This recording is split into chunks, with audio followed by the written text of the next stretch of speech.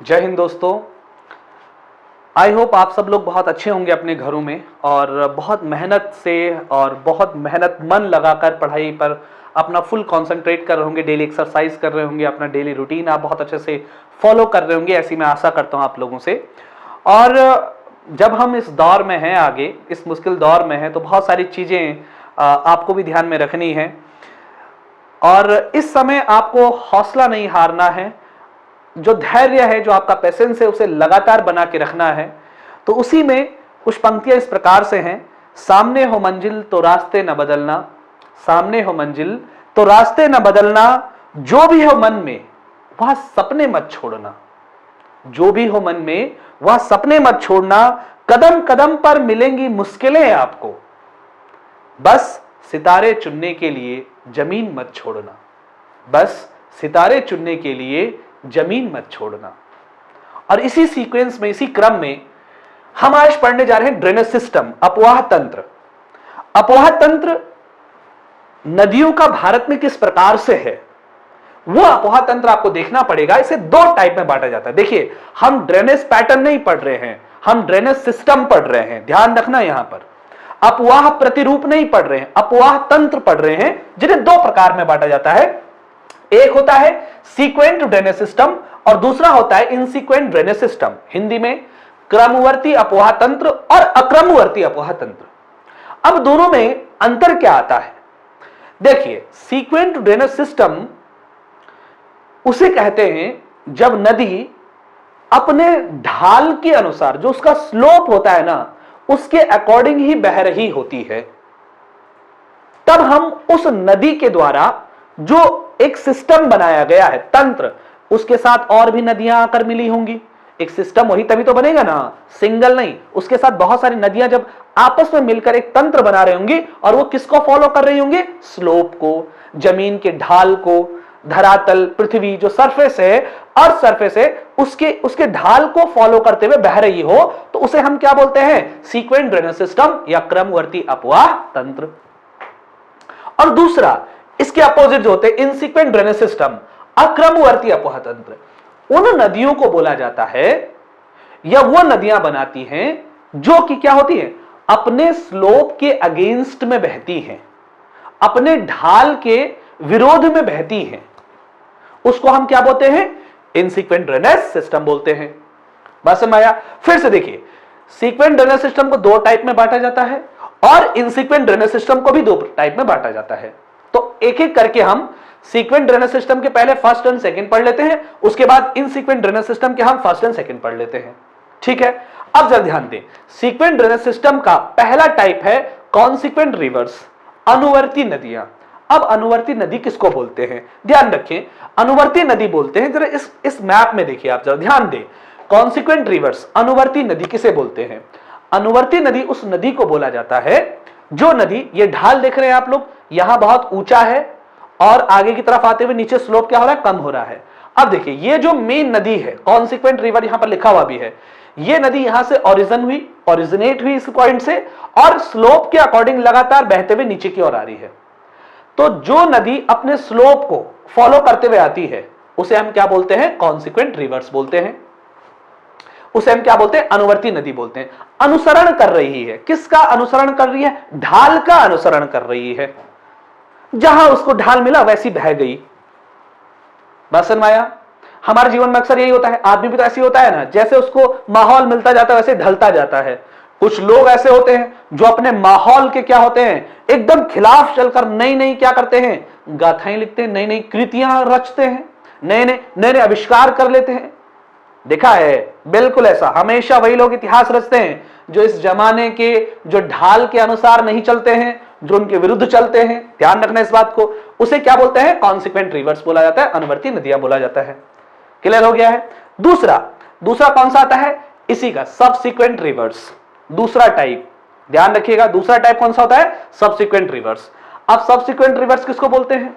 ध्यान से देखिए, जो ये कॉन्सिक्वेंट रिवर्स है, जो ये एक नदी है ना, जो अपने स्लोप के अकॉर्डिंग बह रही है, इस नदी से अगर कोई नदी ऐसी है जो समकोण 90 डिग्री का एंगल पर मिल रही हो, देखिए जैसे ये तो हो गई कॉन्सिक्वेंट रिवर, और इससे जो साइड में नदियां जो मिल रही हैं, देख रहे हैं आप लोग 90 डिग्री का एंगल बनाकर, समकोण बनाकर जो मिल रही हैं, उन नदियों को बोला जाता है सबसिक्वेंट रिवर। सबसिक्वेंट रिवर जैसे एग्जाम्पल के तौर पर जरा ध्यान दीजिए, एग्जाम्पल के तौर पर देखिए, मैं एग्जाम्पल के तौर पर आपको समझाऊं तो एग्जाम्पल के तौर में इस प्रकार से देखिए, जैसे जैसे यह है यमुना नदी, सब लोग ध्यान देखें, यह है यमुना नदी। यमुना नदी कौन सी नदी हो गई? कॉन्सिक्वेंट रिवर हो गई, और कॉन्सिक्वेंट रिवर मतलब अनुवर्ती नदी हो गई मेन। अब इससे और नदियां क्या हो रही हैं? समकोण पर आकर मिल रही हैं, 90 डिग्री एंगल बनाकर मिल रही हैं। तो जो ये नदियां हैं 1 2 3 और ये 4, ये देख रहे हैं आप, ये मेन रिवर से जाकर मिल रही हैं, उसे क्या बोलते हैं? सबसिक्वेंट रिवर्स बोलते हैं। कॉन्सिक्वेंट रिवर से 90 डिग्री एंगल पर जो नदियां मिल रही होंगी उन नदियों को क्या बोलते हैं? सबसिक्वेंट रिवर्स बोलते हैं। क्लियर? खत्म? ध्यान रखिए, दो टाइप जो हमने देखा है उनको ध्यान से समझ जाइएगा एकदम क्लियरिटी के साथ। अब यहां पर आ जाइए फिर से, सीक्वेंट ड्रेनेज सिस्टम हमने देखा, कॉन्सिक्वेंट रिवर्स और सबसिक्वेंट रिवर्स। कॉन्सिक्वेंट रिवर्स किसको बोला? जो ढाल के अनुसार बहती हैं उन्हें क्या बोलते हैं? Consequent reverse. और जो उस ढाल वाली नदी से 90 डिग्री के एंगल बनाकर मिल रही होंगी उनके क्या बोलते हैं? सबसिक्वेंट रिवर्स बोलते हैं। अब आ जाए इस पे इनसिक्वेंट रिवर्स। इनसिक्वेंट रिवर्स किसको बोलते हैं? जो अपने ढाल की क्या बहती हैं? विपरीत बहती है, अपोजिट बहती हैं। मान लीजिए ढाल है ऐसे, देखिए यहां से यहां की तरफ बहना था, लेकिन वो कैसे बह रही है? ऊपर की तरफ बह रही है। ऐसी नदियों को क्या बोला जाता है? इनसिक्वेंट ड्रेनेज सिस्टम बोला जाता है। अब जरा ध्यान दें, इनका पहला और दूसरा एंटीसीडेंट और सुपर इंपोज रिवर को देख लेते हैं। अब जरा ध्यान दें, एंटीसीडेंट रिवर्स, पूर्ववर्ती नदियां किसको बोला जाता है? ध्यान से देखिए जरा, बहुत ही इंपॉर्टेंट है, इससे प्रश्न बनता ही बनता है एक, है ना। हिंदी में से बोलते हैं पूर्व रोपित नदियां। अब जरा सब लोग ध्यान दीजिए, हिमालय बनने से पहले मान लीजिए इंडिया ये आ रहा है, ये इंडिया आप जानते हैं अफ्रीका कॉन्टिनेंट से टूटकर ऊपर आया है और यहां पर आकर उसने हिमालय के रेंजेस बनाए। तो जरा ध्यान दें, ये हिमालय वाला रीजन है। हिमालय के बनने से पहले भी 3 नदियां यहां पर आकर मिलती थी। जरा ध्यान दें, 3 नदियों में कौन कौन सी थी? एक थी इंडस, दूसरा था सतलुज और तीसरा था ब्रह्मपुत्र। इनका यहां पर बहुत सारा क्या था? डेल्टा था, सेडिमेंट था। अब जब भारत ऊपर आया, यानी भारत नॉर्थ की तरफ चढ़ा, ऐसे यूं ऊपर की तरफ चढ़ा, तो इस सेडिमेंट को पिचकाकर यहां पर कौन सा माउंटेन बना? हिमालय, एक फोल्डेड माउंटेन ओरिजिनेट हुआ।